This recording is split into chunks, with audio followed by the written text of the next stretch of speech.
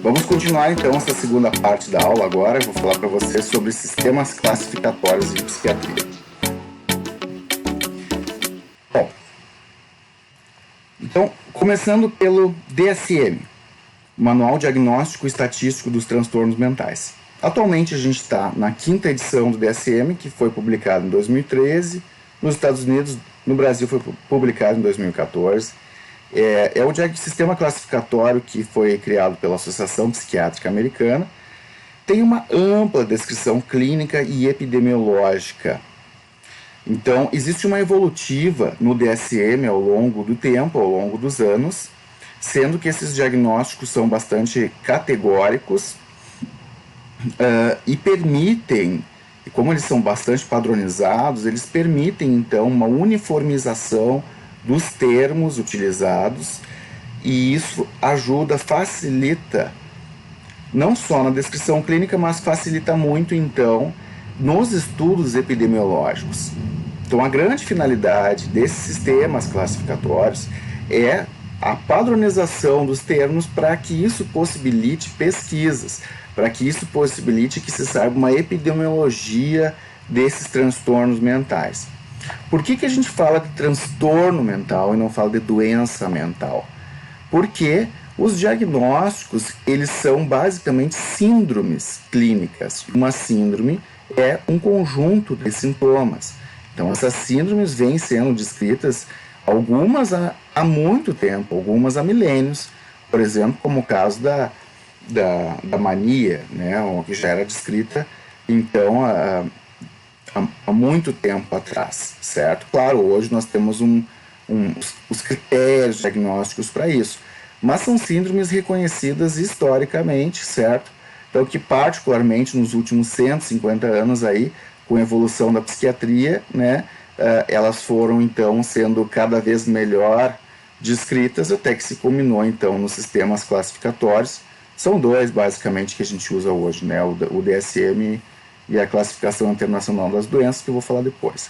Bom, do DSM-5, então, ele é classificado principalmente aqui pelos transtornos do neurodesenvolvimento, transtornos do espectro da esquizofrenia, transtorno bipolar e relacionados, transtornos depressivos, da ansiedade, obsessivo-compulsivo e relacionados a trauma e estressores, transtornos dissociativos, transtornos de sintomas somáticos, da alimentação, eliminação, sono, vigília, disfunções sexuais de gênero, disforia de gênero, transtornos disruptivos do controle do impulso da conduta, relacionados a substâncias, neurocognitivos da personalidade e transtornos parafílicos.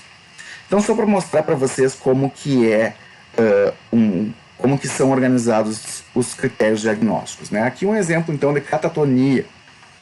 Então, catatonia associada ao transtorno, né? Associado a um transtorno mental mesmo, por exemplo, esquizofrenia, o transtorno bipolar. Vocês podem encontrar essa descrição melhor no DSM, né? Então, vejam, critério A. O quadro clínico é dominado por 3 ou mais dos sintomas a seguir. E aí segue-se uma lista de sintomas possíveis de serem encontrados nessa síndrome catatônica. Se a pessoa tem 3 ou mais desses critérios, então isso vai caracterizar um quadro de catatonia. Então isso é o que a gente se chama um diagnóstico categorial. Existem categorias e quando a gente considera que o paciente tem aquele critério, né, preenche aquela categoria, na soma desses critérios a gente dá o diagnóstico. Uma das críticas com relação ao DSM é justamente por ele não ser dimensional, ou seja, né, poderíamos argumentar o quanto o mutismo, por exemplo, causa um problema grave aqui, um sério problema para o paciente. Claro que o exemplo aqui da catatonia não é o melhor para mostrar essa questão dimensional, porque a catatonia aqui, cada sintoma desses, ele já é bastante grave para ser considerado aqui, tá? Nós pegando o exemplo de depressão, ou particularmente dos transtornos de personalidade, o quanto um traço X, o traço da impulsividade, por exemplo, é prejudicial, é danoso para esse indivíduo. Para um pode ser se fosse considerado de 1 a 10, poderia ser 5. Para o outro pode ser 10 e para o outro pode ser 3. Mas o que preenche 5 ou 10 vai ganhar o mesmo critério diagnóstico. Então essa é uma grande crítica aí ao DSM. Daí tem também o sistema classificatório da Organização Mundial da Saúde, que é a classificação internacional das doenças. Tá? Aqui na CID o diagnóstico também é categórico. A verdade é que até hoje ninguém conseguiu resolver essa questão que eu vinha falando antes dos diagnósticos categóricos versus dimensionais. E eu vou falar sobre isso daí na próxima sessão, que é da parte dos novos sistemas classificatórios.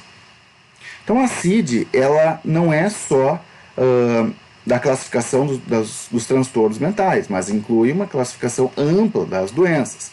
Né? Então a gente está hoje na 11ª, entrando na 11ª revisão, que é a CID 11, certo? Está em vigor ainda a CID 10, certo?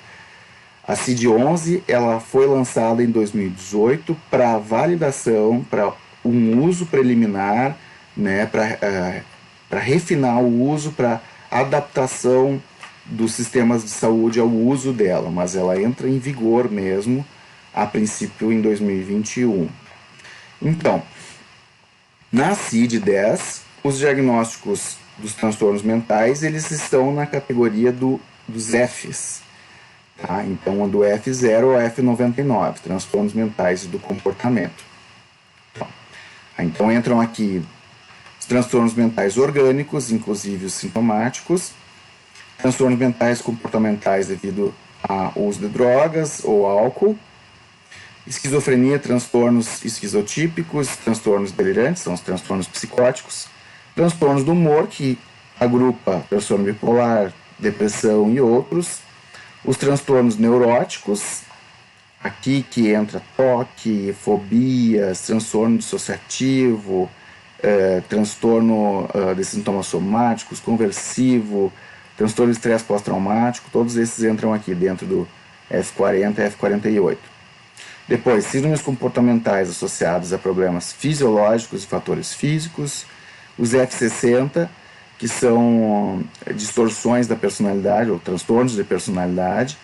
Depois, aqui ainda fica com a nomenclatura, né, que essa nomenclatura já não se usa mais o termo retardo mental, mas sim deficiência intelectual ou déficit cognitivo. Depois F80, lá, transtorno do desenvolvimento psicológico. E por último, os transtornos do comportamento da infância, que aparecem habitualmente na infância e na adolescência, tipo transtorno de déficit de atenção, transtorno de conduta. Então, um exemplo aqui, só para vocês verem como é dado o diagnóstico usando a CID. Então, tentei pegar parecido com o que tinha lá no DSM com relação à catatonia. Aqui se refere então à esquizofrenia catatônica. Eles definem aqui como um tipo de esquizofrenia. Então, fala esquizofrenia catatônica dominada por distúrbios psicomotores proeminentes que podem alternar entre extremos tais como hipercinesia e estupor, ou entre a obediência automática e o negativismo.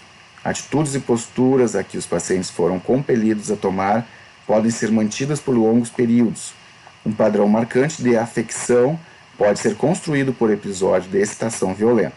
O fenômeno catatônico pode ser combinado com um estado oniroide com alucinações cênicas vívidas. E aí inclui catalepsia catatônica, catatonia esquizofrênica, flexibilidade séria e estupor catatônico. São outras descrições aqui desse quadro. Então vejam que enquanto o DSM ele é bem categórico, né, ele define os critérios, quantos critérios, né, define bem o que é cada critério.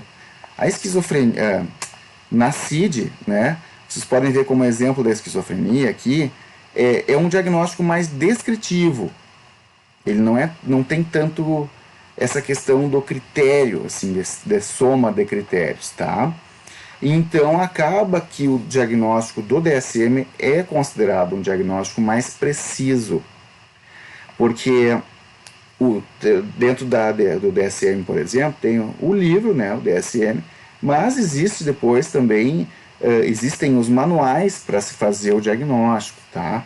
Então tem outros livros complementares, tem instrumento diagnóstico para isso, onde se investiga, se dá o guia de como se investigar e pontuar, né? E o livro DSM, ele não é só um livro de critérios. Ele, para cada capítulo, para cada transtorno, tem uma descrição pormenorizada do curso da doença, da epidemiologia, das características clínicas e tal. Só não tem o tratamento, né? Mas ele é um manual assim que ajuda a pensar o diagnóstico, né? Que tem coisas escritas que vão muito além dos critérios ali e vale a pena a leitura para a gente conseguir entender os transtornos. Enquanto a CID, ela é mais descritiva, né, de uma linguagem mais simples. Isso também tem um porquê. A CID é organizada, né, foi feita pela Organização Mundial da Saúde, e ela tem a ideia, né, de ser implementada no mundo inteiro, em diversos lugares do mundo. Também permite pesquisas epidemiológicas e tal. Só que aqui ela tem um objetivo de se tornar fácil para o uso do clínico, mesmo aquele clínico que não é o psiquiatra, para o clínico geral. Então, por isso, os diagnósticos eles são mais simples, é mais fácil de entender assim, e de fornecer o diagnóstico. Só que, por outro lado, dificulta a questão do diagnóstico diferencial e a precisão do diagnóstico. Vai ter mais overlap de sintomas entre um diagnóstico A e um diagnóstico B. Então era isso. Ficamos por aqui. Próxima aula, novos sistemas clássicos.